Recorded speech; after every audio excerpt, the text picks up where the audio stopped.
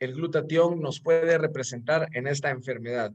Pero interesantemente, cuando hablamos de un poco de epidemiología y de datos, es interesante saber que en los Estados Unidos, que tiene una población de ser más allá de los 300 millones de personas, esta enfermedad afecta a más de 30 millones.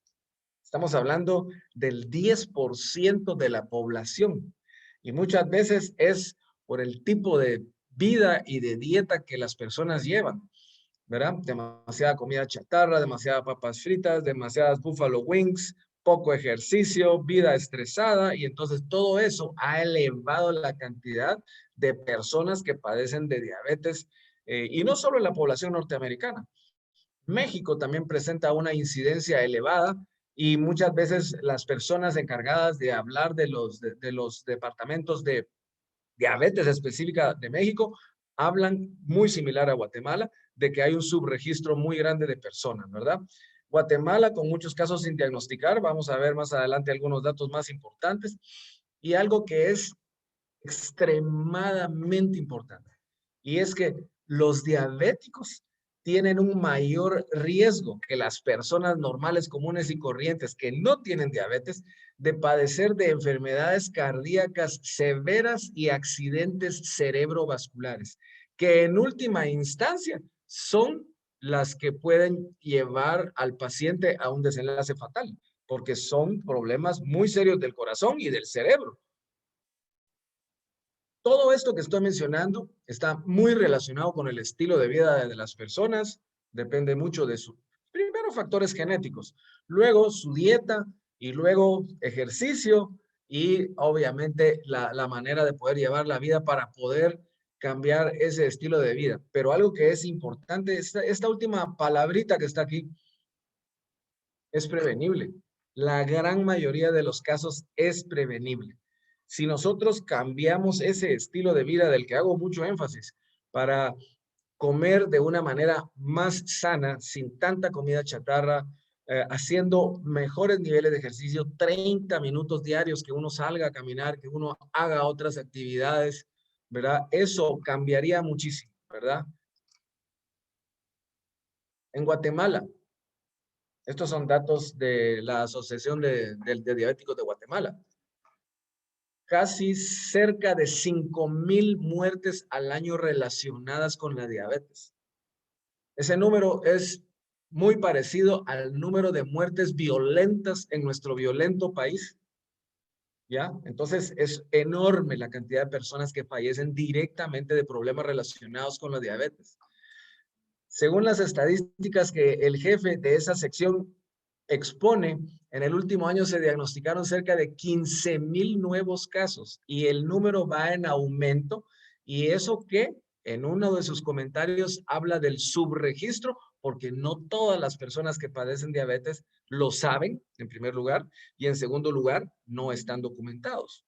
Entonces, otro de los comentarios interesantes que este artículo presentaba es de que hace 30, 40 años la enfermedad de los diabéticos era de gente grande, ¿verdad? Obviamente hay diabetes juvenil, como lo vamos a ver más adelante, pero la mayoría de las personas eran por arriba de los 40 años.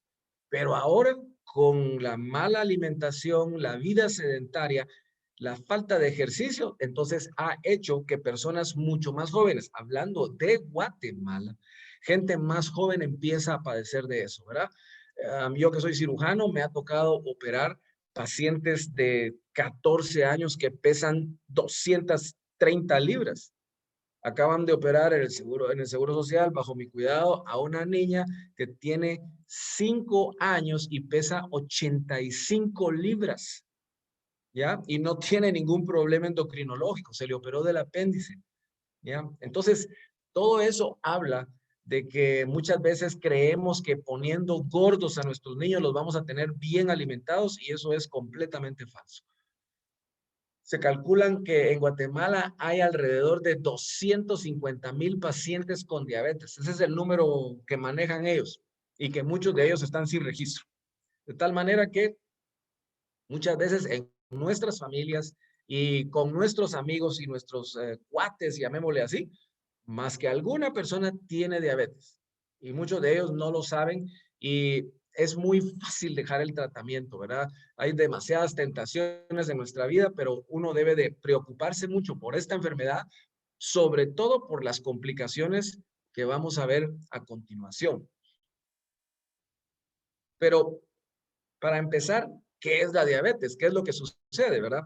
En este diagrama que ustedes pueden ver, ven acá en amarillo el páncreas, ¿verdad? El páncreas es una glándula de secreción interna y externa, genera jugo pancreático aquí al intestino. Entonces, un páncreas saludable va a generar insulina y la insulina ayuda a hacer que el azúcar en la sangre pueda ingresar a la célula. Esa es su función. Existe la diabetes tipo 1, muchas veces es de origen congénito, pero también puede ser adquirido. La diabetes tipo 1, no, el páncreas no logra producir una suficiente cantidad de insulina. Y al suceder esto, la glucosa se mantiene en el torrente sanguíneo y no logra entrar a la célula. Entonces suceden dos efectos que son bastante malos para el cuerpo. Los niveles de glucosa se mantienen altos en la sangre, pero en la sangre de todo el cuerpo, en las células, en los vasos sanguíneos del cerebro, del riñón, de los pulmones, del hígado, de todos lados. Y en segundo lugar, la célula se queda sin la energía necesaria para producir todos sus gastos. No logra entrar adecuadamente la glucosa. Entonces son dos problemas importantes. En el tipo 2, que es la más frecuente de todas, entonces es la insulina, sí se genera, pero en cada una de nuestras celulitas tenemos receptores de insulina. Entonces, estos receptores fallan y entonces muchas veces hay un problema de que los receptores no agarran la glucosa, no la pueden introducir y por ende la glucosa se queda afuera y no se logra introducir a la célula, a pesar de que sí hay niveles hasta cierto punto adecuados de insulina, ¿verdad? Entonces, en general, esos son los dos tipos. Existen también la diabetes del embarazo y existen algunos otros tipos que se pueden hacer mención, tales como la pancreatitis crónica, que empieza a destruir las células pancreáticas, dejando muy pocos islotes que generen insulina, enfermedades como la fibrosis quística y operaciones como la pancreatectomía, en las cuales se puede quitar segmentos del páncreas, ya sea por tumores o por traumatismos. Existen ciertos criterios diagnósticos, pero en general hay algunos síntomas que son muy característicos de la enfermedad. Existen más de los 4 que están aquí, pero desde hace muchos años nos enseñaron a nosotros estos 4. Hay más, como ya les expliqué: polidipsia, poliuria, polifagia y pérdida de peso. Traduciéndoles al español: mucha sed, mucha orinadera, mucha hambre y pérdida de peso. Entonces, cuando un paciente empieza a tener esos síntomas que muchas veces uno no los capta, podemos empezar a pensar que el paciente puede tener un cuadro de diabetes. Entonces, ahí es donde es importante hacerse un examen de glicemia. Entonces, se hace una glicemia en ayunas y si esta está por arriba de 120 o 125 miligramos por decilitro, es sugestivo de que la persona, si es en ayunas, podría tener un cuadro de diabetes inicial. Si esto es así, entonces se pasa de nuevo a hacer una glicemia en ayunas y unas 2 horas después. Y si esto está elevado, se pasa a hacer una prueba de tolerancia a la glucosa, en la cual se hacen varias pruebas seriadas. Y si están por arriba de 200 miligramos por decilitro, también va a ser sugestivo de que la persona pueda tener un cuadro de diabetes. Entonces, eso sí ya es bastante más preocupante. Interesantemente, me voy a permitir explicarles así brevemente cómo funciona esto y qué es lo que hace el páncreas, ¿verdad? Ustedes ven el páncreas acá, aquí está el estómago aquí en la parte superior, este es el duodeno, está la vesícula biliar, y luego vienen todas las asas de intestino. Entonces, todo lo que nosotros comemos pasa por el estómago, pasa por el duodeno, aquí se mezcla el jugo pancreático y luego se va al intestino para ser absorbido. Entonces, cuando nosotros comemos, entonces la glucosa entra en el intestino después de comer y de beber. Los niveles de glucosa también aumentan. Entonces, todo lo que se absorbe en nuestro intestino acá, todos esos nutrientes, incluyendo la glucosa de nuestros alimentos, puede pasar al hígado y se va al hígado y entonces el páncreas empieza a producir insulina después de una ingesta de alimentos. La insulina hace que las células puedan aprovechar esa glucosa porque es el combustible de cada una de nuestras células, es lo que les da energía a cada una de las células. La insulina agiliza esa utilización de los hidratos de carbono, de la glucosa, y entonces las células queman la glucosa para producir energía, convierten la glucosa en glucógeno. Entonces, cuando esto sucede, los niveles normales de glucosa comienzan a descender, ¿verdad? Después de la comida, el azúcar en la sangre sube, la insulina mete los hidratos de carbono a la célula y después la glucosa baja. Eso es lo normal. Pero en los pacientes diabéticos esto está alterado, ¿ya? Entonces, la insulina no logra meter la glucosa completamente a las células y entonces la célula necesita esa energía. Y segundo, los niveles de glucosa se quedan elevados en los vasos sanguíneos y causan daño a ese nivel también. Como mencioné al principio, los valores normales generales de la glucosa en ayunas es de entre 80 y 100, 110 podría ser, ¿verdad? Pero ya algo de 140 por arriba está elevado. Hipoglicemia, que es el otro lado de la moneda, niveles muy bajos de azúcar en la sangre que también pueden dar problemas. Por debajo de los 70 miligramos por decilitro, entonces ya es un punto que es importante de tocar. El paciente puede tener problemas.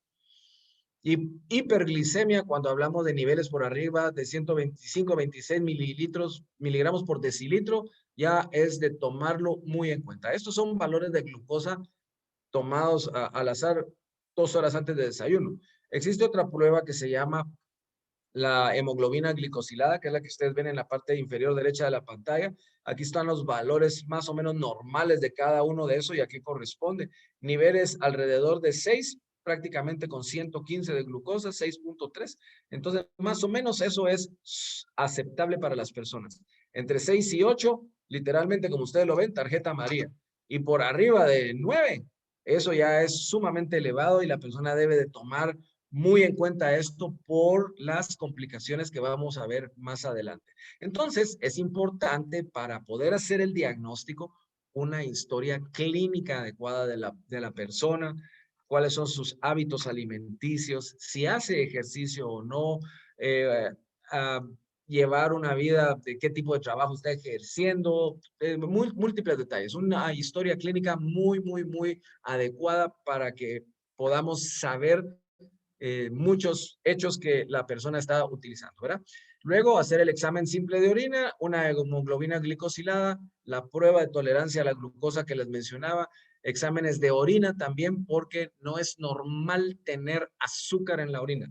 Nuestro riñón no debe de estar sacando azúcar o glucosa en la orina. Eso es anormal.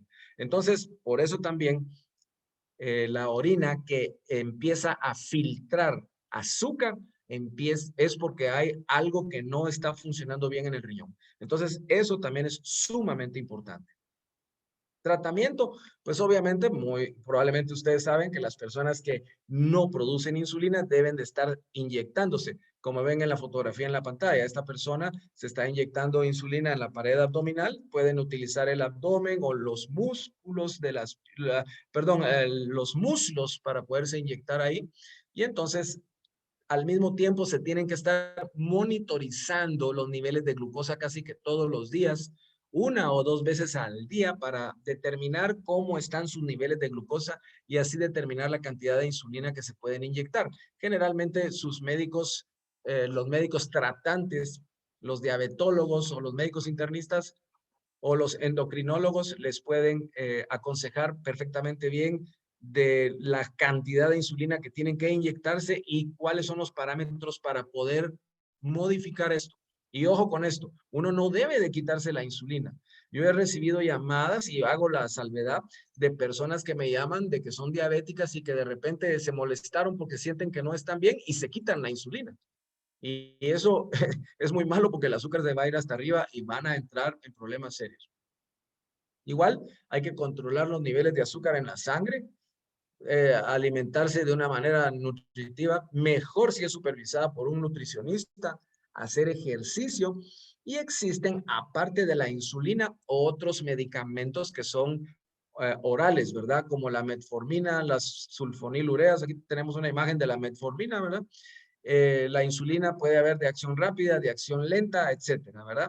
Y obviamente es importante siempre estar en contacto con sus médicos tratantes por cualquier cambio, porque los diabéticos, como vamos a ver a continuación, no reaccionan bien a las infecciones. Entonces, por eso es importante que una persona diabética esté siempre bajo control médico.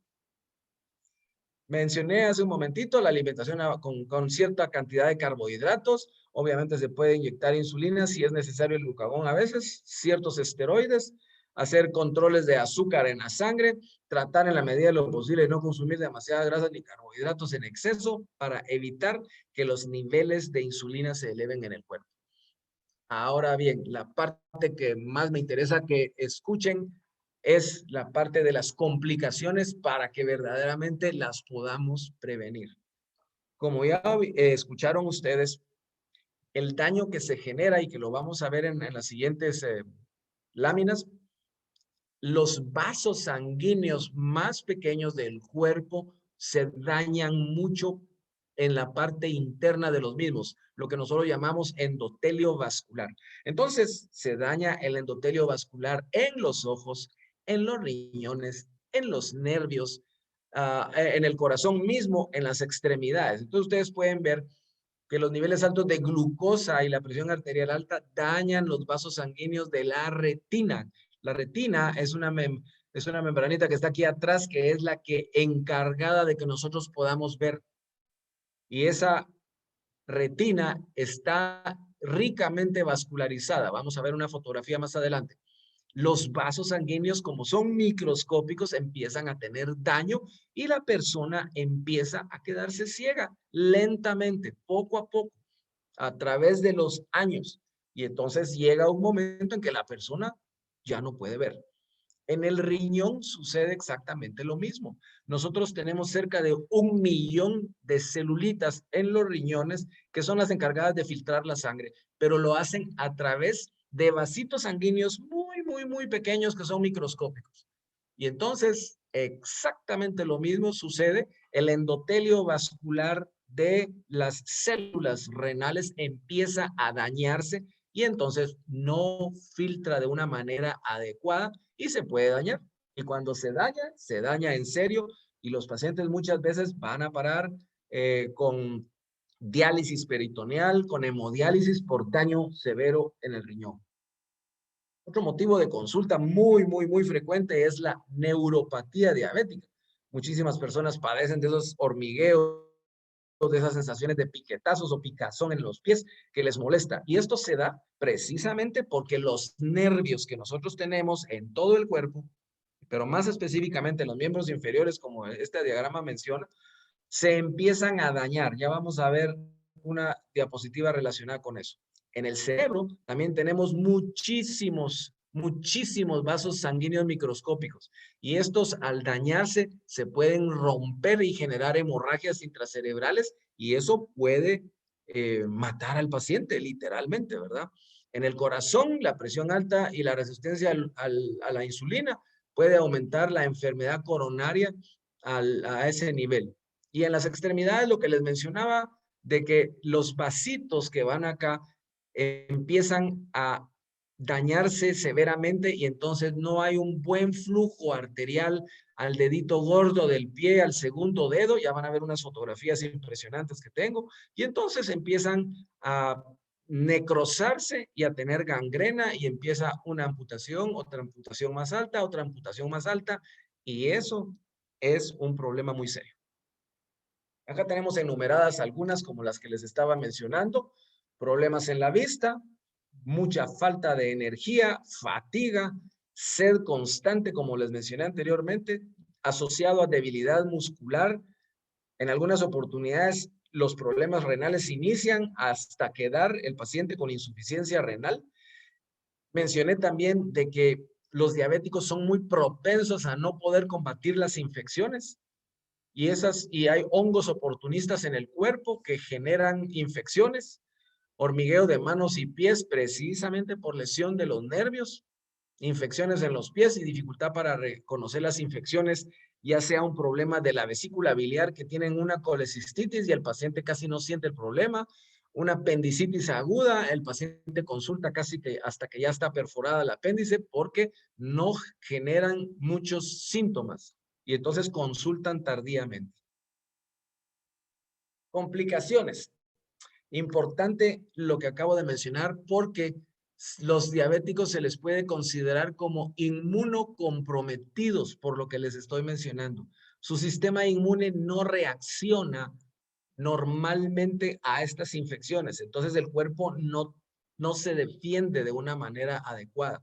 Y entonces eso los vuelve muy propensos a infecciones que normalmente no podríamos resistir cualquiera de nosotros, pero en los diabéticos no. Entonces, infecciones urinarias, infecciones en las amígdalas, en la vesícula, en el apéndice y en neumonías, etc.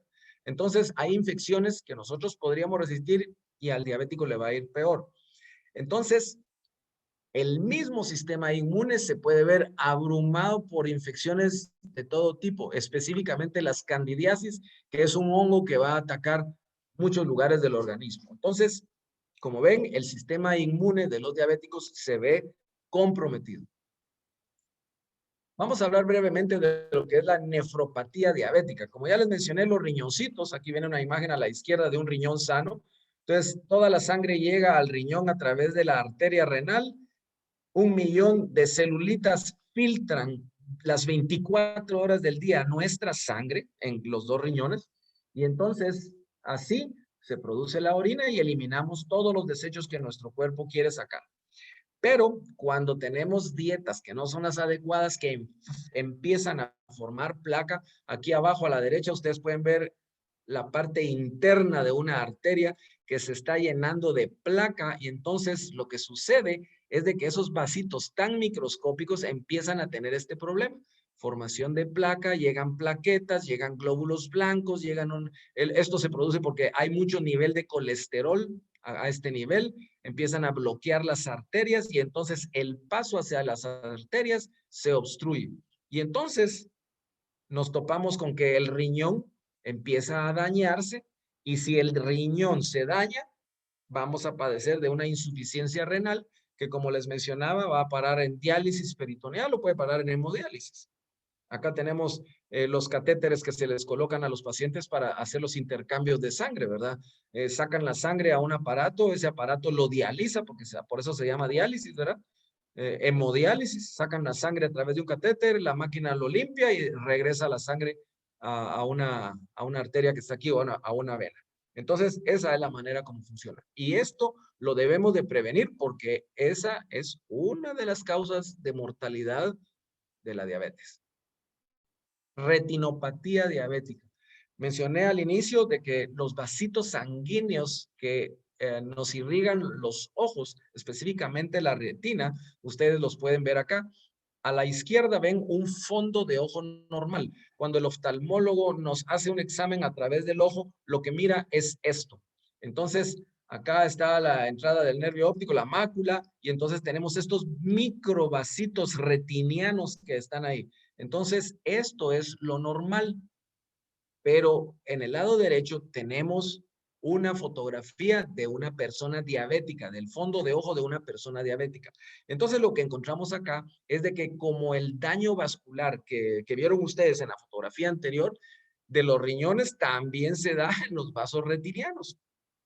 En los vasos retinianos pueden haber pequeños aneurismas, que son pequeñas dilataciones saculares de esas arterias, y entonces si se eleva la presión un poquito, pueden sangrar y generan estos puntos de hemorragia acá, acá, acá, y entonces eso poco a poco va disminuyendo la capacidad visual de la persona. Y como es algo crónico, que tarda años, entonces la persona empieza a padecer de los ojos cada vez más, cada vez más, cada vez más, echándole el muerto a la edad, y no es eso, sino que simplemente es de que el azúcar en la sangre está descontrolada. dañando la parte interna de la retina. También pueden generar cataratas. Las cataratas, como es el resultado de cambios estructurales a nivel de las proteínas del interior del cristalino que está acá en el ojo, ¿verdad? Entonces, se forma literalmente una membrana que evita el paso de la luz hacia adentro, entonces ya no llega hacia la retina. Aquí tenemos el cristalino y entonces esto se opacifica, se pone opaco y entonces no logra pasar el rayo de luz hacia atrás y entonces literalmente vamos a tener un problema muy severo porque en algunas oportunidades hay que operarlas. Pie diabético. En la parte izquierda, arriba, tenemos una radiografía de un pie normal. Pero el pie de una persona que crónicamente ha tenido problemas de azúcar elevada, ya ven ustedes la diferencia tanto a nivel de los huesos como a nivel de los tejidos blandos, que son estos más pálidos que ustedes ven acá. Entonces este pie está sumamente engrosado, los tejidos blandos se van lastimando, el mismo hueso empieza a tener degeneración y entonces esto se da por el pobre llenado de los vasos sanguíneos que nutren al pie. Entonces hay daño a nivel de los vasos sanguíneos y empiezan los pacientes a tener estas úlceras, estas lesiones a este nivel, estas úlceras que ustedes pueden ver tan grandes a nivel tanto de la planta del pie como acá entre los dedos. Esas úlceras se deben muchas veces a que los vasos sanguíneos no llevan ahí suficiente oxígeno y las células empiezan a morirse. Así de sencillo. Y entonces, muchas veces, aunque les demos tratamiento y todo, el problema sigue progresando y progresando y muchas veces los pacientes tienen que ser amputados. Imaginen, es muy difícil rescatar este dedo, por ejemplo, el dedo medio acá, ¿verdad? Y entonces, si el problema persiste, esta lesión puede surgir en el dedo, el primer dedo del pie y también ameritar una amputación. Entonces, todo eso es terrible y las amputaciones se van haciendo cada vez más arriba, más arriba, más arriba y entonces eso pues es una complicación, como lo pueden ver, bastante, bastante seria. Acá tenemos otras lesiones de pie diabético. Estas son fotos de aquí de Guate. Y entonces ustedes pueden ver las lesiones tan severas. Ustedes pueden ver que la coloración de este pie no es para nada igual a la de este otro. Entonces aquí definitivamente hay una lesión vascular periférica que afecta a los vasos sanguíneos que irrigan a los dedos. Acá tenemos otra fotografía de lo mismo. Se lastimó completamente la parte externa de la piel, casi exponiendo la parte ósea del segundo dedo del pie. Y esta otra, que sí es bastante más evidente, ¿verdad? Hubo una destrucción total de la piel y de la grasita que recubre a los tendones que son los que se visualizan ahí. Entonces, también ustedes pueden ver la coloración de este dedo, que no es para nada normal. Y entonces, si no logramos mantener un equilibrio adecuado y una irrigación adecuada de esos dedos, esta persona podría en determinado momento hasta perder el pie completo. Entonces, por eso es que es sumamente importante mantener los niveles de azúcar en la sangre en los límites más aceptables posible, lo más normal posible. Otras de los problemas severos que pueden haber para las personas es la cetoacidosis diabética, ¿verdad? Y esta es una complicación muy grave cuando el azúcar se sube arriba de 250 o más. Y entonces el cuerpo a través de ciertos procesos metabólicos produce cetonas, cuerpos cetónicos, y esto se va al cerebro y a todo nuestro sistema y puede ser extremadamente peligroso. Una cetoacidosis diabética tiene que ser el paciente ingresado a cuidados intensivos muchas veces para poder controlar todo el desbalance que esto genera dentro del cuerpo. Se ven dañados muchos órganos y tiene que ser un cuidado muy agresivo para poder rescatar a estos pacientes. Como una anécdota, hace muchos años que cuando yo trabajaba en el Hospital Roosevelt, habían unos niños que eran diabéticos juveniles, entonces a ellos había que hacerles controles de azúcar 3 o 4 veces al día, cada 8, cada 6 horas. Entonces, los patojos bandidos hacían competencia a ver a quién le salía el azúcar más elevada. ¿Y qué hacían? Se iban a una máquina dispensadora de Coca-Colas y se tomaban 2 o 3 Coca-Colas cada uno para ver a quién le salía el azúcar más grande. Obviamente parecería un juego de niños, pero ellos no saben el daño que se hacían internamente, porque se llegaban a niveles de 1000 de glucosa. Entonces eso es terrible para su sistema, ¿verdad? Entonces, por favor, no lo hagamos en casa. La neuropatía diabética. La neuropatía diabética empieza porque, de nuevo, los vasos sanguíneos, todos nuestros nerviecitos que están aquí dibujados en amarillo, están rodeados de una red muy fina de vasitos sanguíneos que obviamente nutren a la célula nerviosa. Entonces, los niveles de azúcar elevados en la sangre empiezan a dañar estas fibras nerviosas porque daña a los vasos sanguíneos. Cuando los vasos sanguíneos disminuyen la cantidad de sangre que le están dando a los nervios, entonces los nervios ya no transmiten bien las sensaciones y en última instancia pueden degenerarse y perder prácticamente la sensación o dar esas sensaciones de hormigueos, de piquetazos, de picazón, que son tan molestas para las personas que los padecen. Entonces, de nuevo, la lesión se produce por un daño al endotelio vascular de los vasos sanguíneos. Esa es una de las causas. Ahora bien, el donador de cisteína, que es a la parte medular de la presentación, no es un sustituto de los medicamentos que nuestros colegas médicos recetan para tratar la diabetes. Pero lo que sí va a servir, como lo vamos a ver a continuación, es para ayudar a prevenir muchas de las complicaciones que ustedes acaban de ver. Y eso funciona a nivel celular. Aquí a la derecha tenemos una célula humana y entonces tenemos su núcleo en el centro, una pared celular y acá las mitocondrias que son las encargadas de generar energía. Entonces la insulina a través de los islotes de Langerhans que están acá, estos islotes que están acá, producen la insulina que es la que debe de entrar aquí a la célula. Entonces el donador de cisteína, que es el inmunocal, convierte acá adentro, ya vamos a ver una fotografía de ello, hace que se forme el glutatión y el glutatión genera mucha más energía en las mitocondrias, ayuda a los glóbulos blancos a combatir las infecciones y ayuda a todos los elementos de los vasos sanguíneos para evitar la formación de esas placas ateromatosas que vimos hace unos momentos. ¿Cómo lo hacen?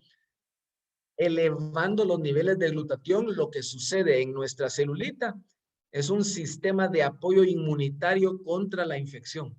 Ya mencioné al principio que las personas diabéticas se les considera inmunodeprimidas. Entonces, esto funciona de varias vías y la primera de ellas es de que elevando los niveles de glutatión intracelulares, nuestros glóbulos blancos van a funcionar de una mejor manera.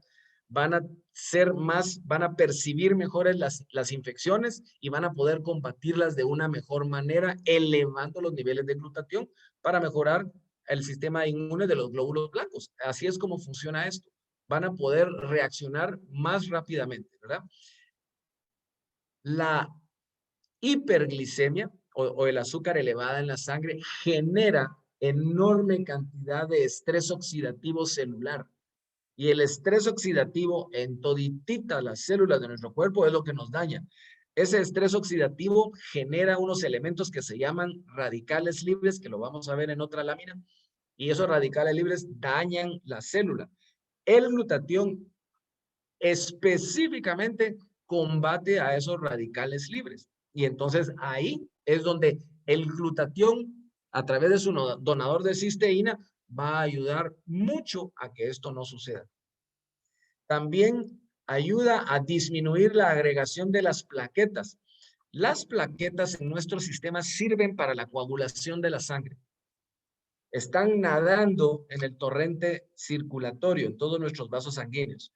Cuando nosotros nos lastimamos o nos cortamos o al rasurarse uno se corta o cualquier lesión, las plaquetas ayudadas por otros elementos forman una paredcita para formar un coagulito, ¿verdad? Pero eso es lo que nos sucede cuando nos lastimamos. Pero hay personas que adentro de su sistema empiezan a formar coágulos. Muchas veces las lesiones severas de coronavirus, eso es lo que generan, ¿ya? Entonces, previniendo la agregación plaquetaria se pueden evitar problemas de la coagulación muy severos, ¿verdad? También se pueden prevenir los problemas vasculares tales como los que vimos anteriormente, ¿verdad? Los de las placas ateromatosas, las enfermedades del corazón y los derrames cerebrales que también pueden generar la muerte de los pacientes, ¿verdad? Y al mismo tiempo generar, disminuir los problemas vasculares de los riñones para evitar las nefropatías, de los ojos para evitar la retinopatía y de los nervios periféricos para evitar las neuropatías. Hay centenares, por no decir miles de artículos relacionando la diabetes con la L-acetilcisteína, con el glutatión y con una serie de elementos. Acá tenemos un artículo publicado que se llama Diabetes mellitus, el estrés oxidativo, una revisión completa, ¿verdad? Ya se pueden imaginar, una revista de Arabia Saudita publicada en el 2016, ¿verdad? La glucosa puede inducir la muerte celular a través de los radicales libres, de mecanismos mediados por los radicales libres. Entonces, ahorita vamos a ver qué son los radicales libres, publicados desde 1996. Y entonces, el donador de cisteína lo que hace es específicamente ir a atacar a los radicales libres. La evaluación del estrés oxidativo en los marcadores en la patogénesis de la neuropatía diabética. Entonces, de nuevo, aquí hablamos de los problemas que se están dando neuropáticos. Y aquí es donde el papel del glutatión en la diabetes va a ser explicado. Lo primerito que quiero que sepan es de que, primero, no es un medicamento.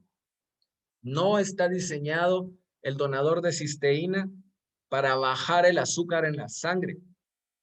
No se trata de eso, pero mejorando las condiciones de la persona, el azúcar en la sangre poquito a poco va a empezar a disminuir y el paciente, conforme vayan pasando los meses, se va a dar cuenta que necesita ingerir menos cantidad de medicamentos de hipoglicemiantes orales o que necesita menor cantidad de insulina inyectada.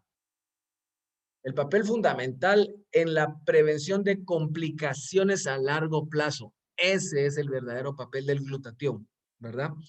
Puede prevenir la arteriosclerosis y los accidentes cerebrovasculares porque esas son las dos causas de muerte más prevalentes en las personas diabéticas. Esas dos. La arteriosclerosis y los accidentes cerebrovasculares. Como mencioné hace un momento, mejora el sistema inmune dándole mucha más potencia y mucha más energía a nuestro sistema inmune, que son los glóbulos blancos, los encargados de combatir todas las enfermedades, infecciones virales y bacterianas que nos puedan atacar, ¿verdad? Entonces, cuando la persona empieza a utilizar el donador de cisteína para mejorar los niveles de glutatión, mejoran los resultados en los pacientes diabéticos.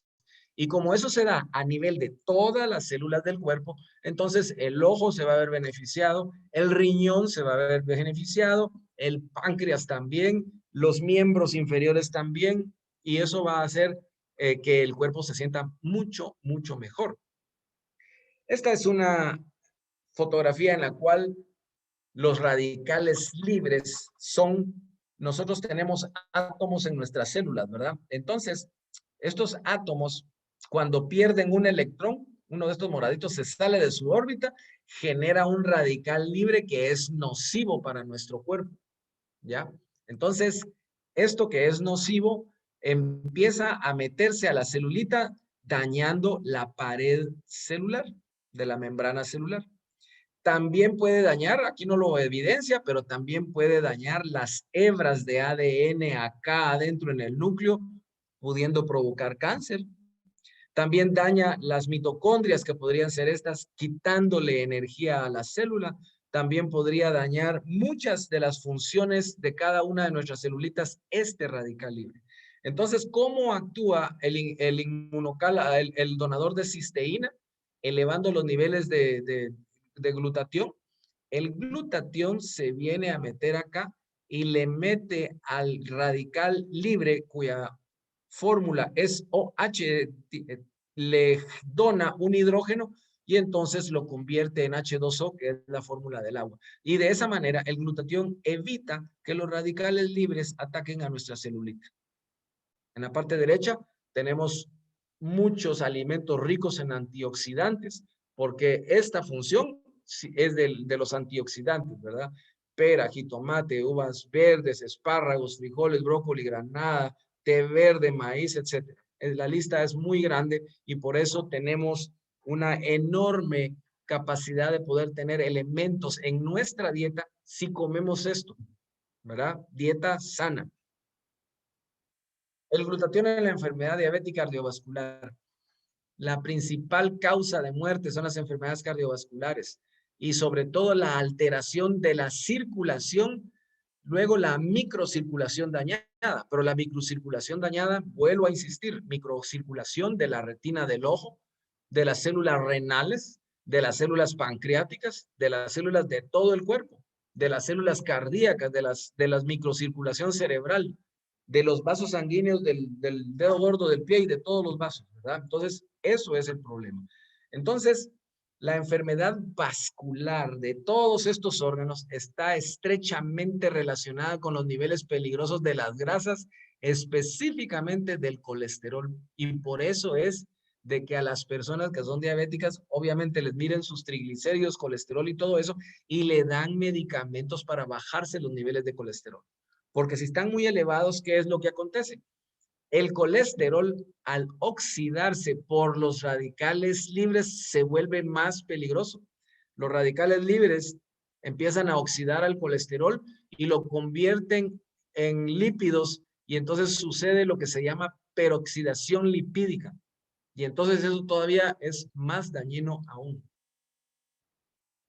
¿Cuál es la sustancia que nos va verdaderamente a beneficiar de todo este daño producido por los niveles elevados de colesterol? Esa sustancia se llama glutatión peroxidasa. Entonces, esta enzima es la encargada de destruir o contrarrestar al menos esta peroxidación lipídica que tanto daño va a causar en nuestros vasitos sanguíneos. Si tenemos niveles de glutatión bajos, entonces nuestro cuerpo no va a lograr producir bien esta enzima, la glutatión peroxidasa, y entonces vamos a tener daño y vamos a tener poco a poco crónicamente todas las complicaciones que les acabo de mencionar. El revestimiento de las arterias adentro, como ya lo he mencionado, es el que se daña. Y este endotelio, porque así se llama, endotelio vascular, es muy sensible al daño causado por la inflamación que genera este estrés oxidativo que mencioné hace un momento. Y entonces se necesitan niveles elevados de glutatión para mantener bajo control ese estrés oxidativo y ese problema de los lípidos. El daño oxidativo puede causar inflamación y formación de la placa blanquecina que ustedes vieron adentro de los vasos sanguíneos. Ahí no solo está la placa, sino que llegan plaquetas, llegan coágulos y entonces hay daño a los órganos que ya mencionamos. Varios artículos que hablan de esto. La eficacia de la N-acetilcisteína, que es un precursor del glutatión, en prevenir la nefropatía inducida por el contraste en la diabetes tipo 2, en pacientes sin nefropatía. Otra, japonesa, el rol protectivo de comidas con antioxidantes en estrés oxidativo causado por la hiperglicemia. Otro más, el posible rol del glutatión y de la S-transferasa, de la actividad de la S-transferasa en la nefropatía diabética.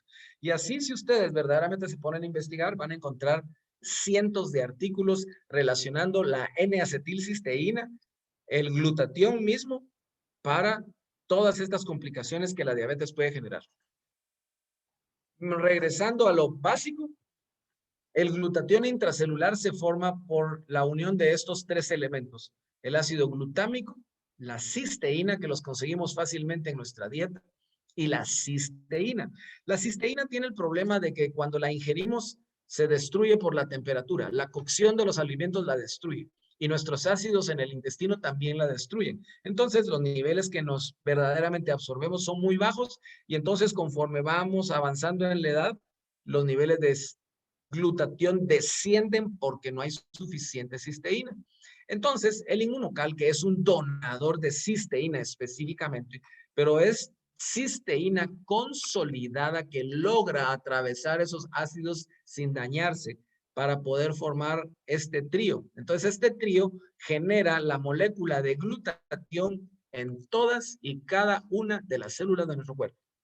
Y así es como funciona su magia en los ojos, en la tiroides, en la lengua, en el hígado, en los riñones, en el estómago, en todas las células del cuerpo, músculos, huesos, etc. Ya mencioné que es comida para el sistema inmune. Mejoramos nuestros glóbulos blancos para que puedan combatir contra infecciones virales, bacterianas, etc. Desintoxica el hígado. Recuérdense que las personas que son diabéticas o que tienen complicaciones están tomando una lista enorme de medicamentos que van a ser metabolizados en el hígado y el riñón. Entonces, elevando los niveles de glutatión, estos dos órganos se van a desintoxicar, destruyendo los radicales libres que los afectan. La energía celular está probada que aumenta muchísimo elevando los niveles de glutatión porque en cada una de nuestras celulitas podemos elevarlo hasta el 10-16% a través de las mitocondrias que en cada celulita nosotros tenemos. Esas se recargan al elevar los niveles de glutatión y entonces cada una de nuestras células va a tener más capacidad para poder funcionar de una manera adecuada. Y por último, pero no menos importante, el glutatión se le llama el antioxidante maestro porque, como les enseñé, o evita que nos oxidemos con esos radicales libres. Esos radicales libres son dañinos, producen óxido en las células, ¿ya? Entonces, el glutatión los contrarresta convirtiéndolos la mayor parte de las veces en agua. Entonces, se le llama también el antioxidante maestro porque ayuda a los otros antioxidantes a que cumplan mejor su función. Por eso se le llama el antioxidante maestro. ¿Cuáles son las dosis? Pues no voy a entrar en demasiado detalle porque hay algunos videos del mismísimo doctor Ricardo García Pelayo, quien nos describe de una forma magistral cómo verdaderamente se debe de recetar para un paciente diabético. Pero como ya Marielo les dijo al principio, papel y lápiz, ¿verdad? Al inicio, un sobre azul 20 minutos antes del desayuno durante 3 días. Posteriormente, estamos hablando de pacientes adultos, ¿verdad? Luego, un sobre azul 20 minutos antes del desayuno y un sobre azul 20 minutos antes de la cena, o podría ser por la tarde por otros 3 días. Y ya en el séptimo día, un sobre azul y medio plateado 20 minutos antes del desayuno y un sobre azul y medio plateado 20 minutos antes de la cena para tenerlo de mantenimiento. Tratar en la medida de lo posible de no pasar de eso si no hay ninguna otra patología grande que esté asociada. Entonces, estos son los principios que el mismísimo doctor Ricardo García Pelayo nos ha recomendado y que tratamos de seguirlo de buena manera, siempre explicándole al paciente de lo que puede suceder con la crisis curativa, ¿ya? Porque algunas veces los pacientes empiezan a sentir algunas molestias y entonces abandonan a la semana el tratamiento y lo verdad es de que se están desintoxicando. En pacientes con otras enfermedades, eh, el inmunocal plateado va a generar más desintoxicación. Puede generar mayor crisis curativa. Por eso es importante advertirle a las personas, ¿verdad? Puede subir los niveles de azúcar al inicio, pero eso es una manera de que el cuerpo responde a los nuevos niveles de glutatión intracelular que va a empezar a hacer su magia. Entonces hay que tener un poquito de paciencia, ¿verdad? Es por estas razones iniciales que la dosis debe de ser conservadora al inicio, ¿verdad? Y entonces, poco a poco, a través de las semanas y luego de los meses, los niveles de azúcar van a empezar a controlarse mejor y por ende, las complicaciones que yo les mencioné van a empezar a revertirse de cierta manera. Pero por supuesto, una persona que ha sido 30 años diabética no puede esperar milagros con una semana de inmunocal que se esté tomando. Entonces, eso es algo que también uno se lo debe de explicar a las personas. Si asociamos cáncer a un paciente con diabetes, entonces iniciamos lento, como les he ido mencionando, pero la dosis podría aumentar hasta 6 sobres al día. 3 azules y 3 plateados, ¿verdad? Podrían ser 4 sobres azules y dejar 1 o 2 plateados al día para que la carga de proteína no sea demasiado, ¿verdad? Algo sumamente importante es esto, ¿verdad? Si alguien busca verdaderamente la salud, Hay que preguntarle si está dispuesto a evitar en el futuro las causas de la enfermedad. Y ya vieron que en la primera diapositiva puse que la mayor parte de los casos de diabetes son prevenibles. Entonces, si la persona está dispuesta a evitar en el futuro las causas de la enfermedad, ayúdenle. Pero de lo contrario, abstente de ayudarle. Y esto fue escrito por Sócrates hace muchos siglos. Muchísimas gracias por su atención. Verdaderamente es un gusto y un privilegio poder compartir con ustedes todo esto porque es un tema apasionante. Yo no soy endocrinólogo, se los confieso, pero me gusta leer algunos detallitos de esto y me gusta también compartirlo con ustedes. Así que